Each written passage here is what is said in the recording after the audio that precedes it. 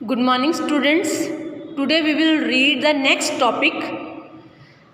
The topic is air is essential for breathing. जो हवा है वो सांस लेने के लिए बहुत ज़रूरी है. अगर हवा नहीं होगी तो हम सांस नहीं ले पाएंगे और जिसके कारण हमारी डेथ भी हो सकती है. All living beings, plants, animals and human beings breathe. सभी जीवित प्राणी, पेड़ पौधे, जानवर सांस लेते हैं. We breathe in air to get oxygen. जब हम हवा में सांस लेते हैं तो हम ऑक्सीजन लेते हैं. Animal also breathe air. जो एनिमल्स होते हैं, जानवर होते हैं, वो भी ब्रीथ करते हैं, सांस लेते हैं. Fish and other animals which live in water gate oxygen dissolve in water. जो फिश हैं या जो एनिमल्स पानी में रहते हैं वो भी पानी में घुली हुई ऑक्सीजन को द्वारा सांस लेते हैं. When we breathe air is taken in the blood in the lungs absorb oxygen from the air. The oxygen oxidizes food to give energy. Due to oxidations of food, carbon dioxide is produced.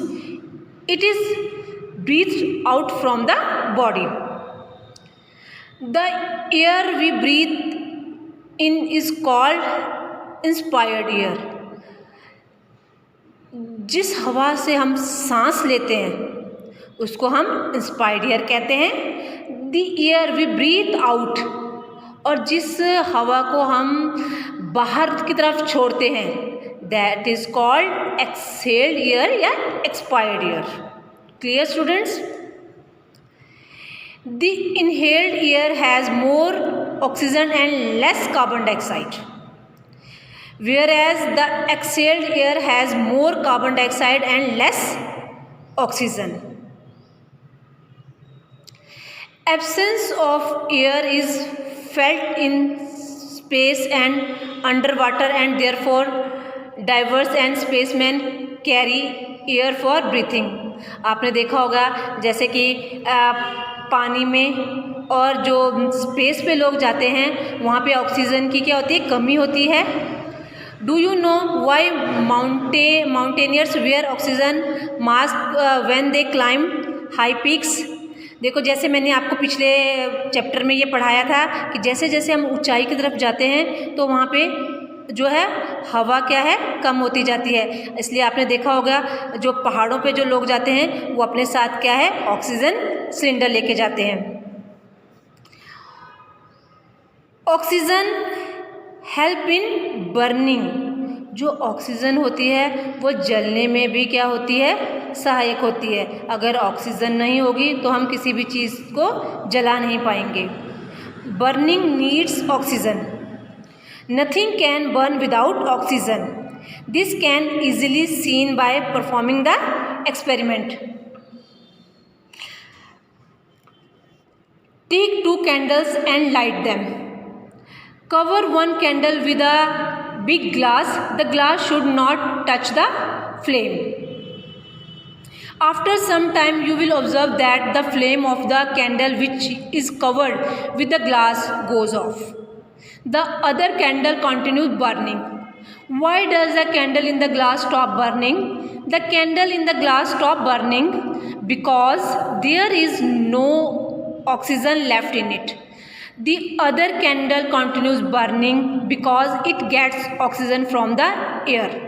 This shows that oxygen is necessary for burning. जैसे कि मैंने आपको बताया है कि जलने के लिए जो है ऑक्सीजन चाहिए होती है.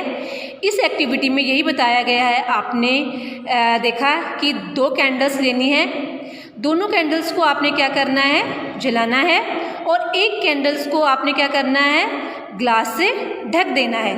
थोड़ी देर बाद आप क्या देखेंगे कि वो बुझ जाएगी. ऐसा क्यों हुआ है? क्योंकि उसे क्या नहीं मिली है, ऑक्सीजन नहीं मिली है. So oxygen is necessary for burning. जलने के लिए भी ऑक्सीजन की ज़रूरत होती है.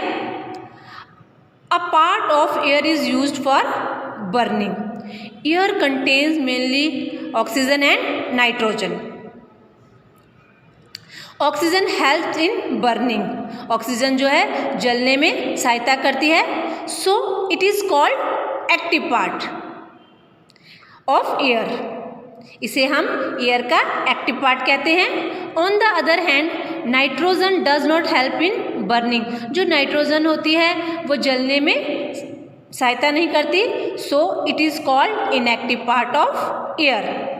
This can be easily shown by the following activity. आप इस एक्टिविटी को घर में करके देखें तो आपको ये अच्छे से समझ में आएगा. Now some other properties of air. Air की कुछ और प्रॉपर्टीज के बारे में हम पढ़ेंगे. Air occupies space.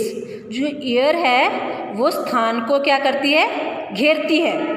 Air occupies space. This can shown by the performing the experiment. Students, आप ये जो नेक्स्ट एक्टिविटी है, एक्टिविटी नंबर 3, इसको आप घर में करके देखें तो आपको ये अच्छे से समझ में आएगा कि एयर ऑक्युपाइज स्पेस. जो एयर है वो जगह को कैसे घेरती है. Take a tub full of water. Take a glass. Try to push the glass upside down into the water as shown figure 5. The water does not enter into the glass. Do you know why? Now tilt the glass slightly and press. What do you observe? Bubbles of air start coming out of the glass and water enters into it. Why is it so? As shown above, the empty glass is not really empty. It contains air. When you tilt the glass, the air starts coming out of from the bubbles.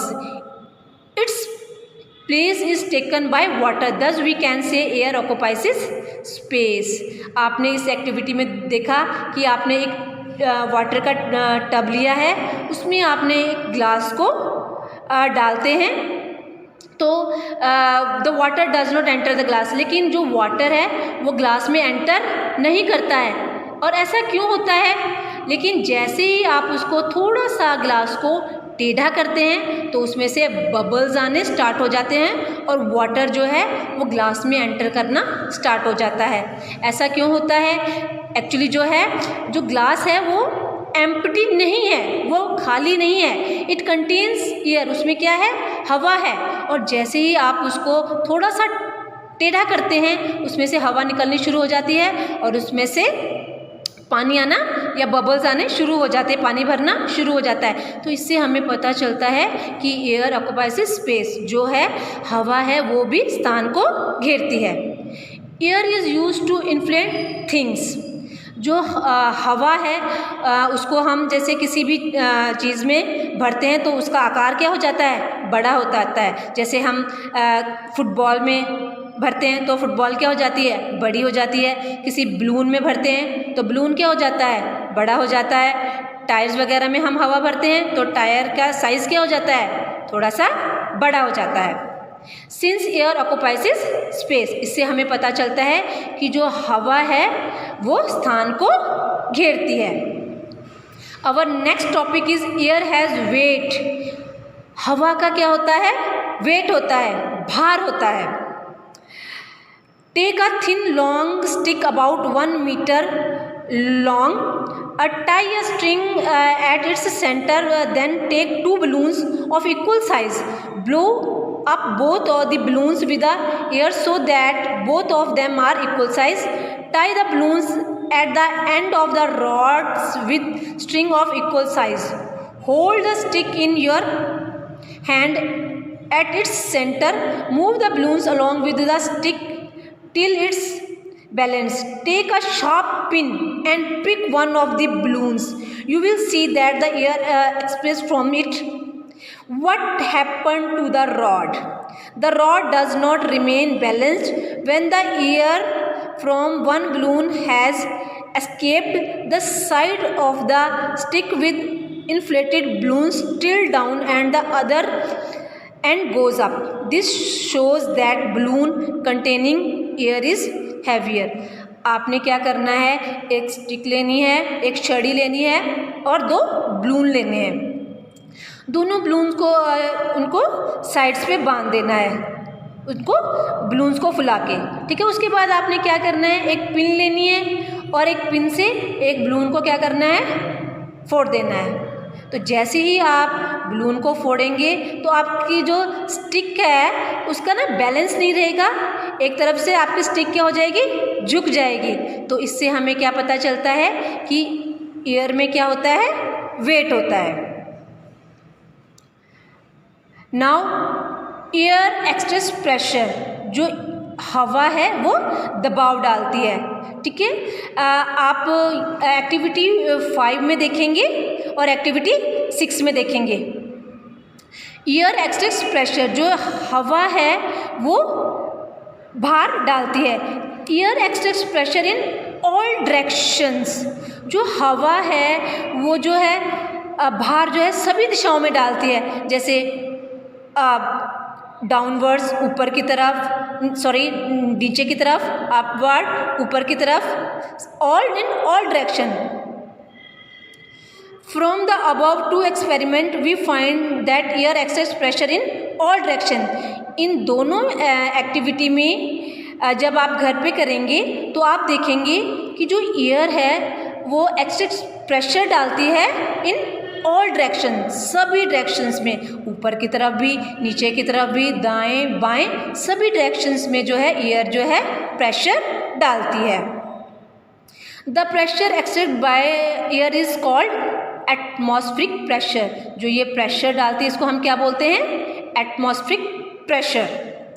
This is measured by an instrument called barometer. इस pressure को जो हम जिस instrument से हम नापते हैं उस इंस्ट्रूमेंट को हम क्या कहते हैं, barometer. Dear students, I hope you all get this topics very well. Thank you students.